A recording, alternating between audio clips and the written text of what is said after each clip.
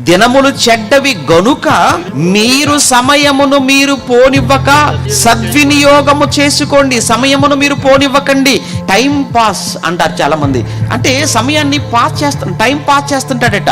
ఈ రోజు ఈ మీడియా ఒకటి చేతిలోకి వచ్చేసిన తర్వాత ఎంత సమయాన్ని పాడు చేసుకుంటున్నారో ఒక్కసారి మీరు ఆలోచించండి. ఇది అందరి చేతికి వచ్చిన తర్వాత, అందరికీ అందుబాటులోనికి వచ్చిన తర్వాత దీన్ని సద్వినియోగం చేసుకోవటం కంటే దుర్వినియోగం చేసుకోవటమే ఎక్కువ. మంచికి వాడటం కంటే చెడుకు వాడటమే ఎక్కువ.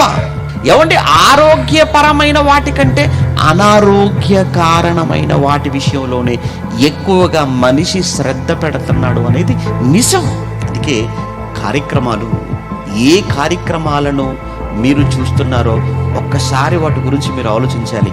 ప్రశ్న వేసుకోవాలి, ఏంటంటే ఈ కార్యక్రమం నాకు ఎంతవరకు ఉపయోగపడుతుంది, ఇది నా మీద ఎంతవరకు ప్రభావాన్ని చూపుతుంది, నా కుటుంబం మీద ఎంతవరకు ఇంపాక్ట్ చూపించగలదు, దీని వలన సమయం ఏమైనా వృధా అవుతుందా, ఇది నా భవిష్యత్తు పైన కూడా ఇది ఏమైనా ప్రభావం చూపించగలదు. ఈ ప్రశ్నలండి. అని ఏ కార్యక్రమాన్ని చూసే ముందైనా, ప్రతి కార్యక్రమం కోసం చూసే ముందు ఒక్కసారి ఈ ప్రశ్నలు నువ్వు వేసుకో. నువ్వు ఏం చేసినా, ఎంత ఖర్చు పెట్టినా, నీ జీవితంలో నుంచి వెళ్ళిన ఏ ఒక్క క్షణాన్ని కూడా నువ్వు తిరిగి తెచ్చుకోలేవు.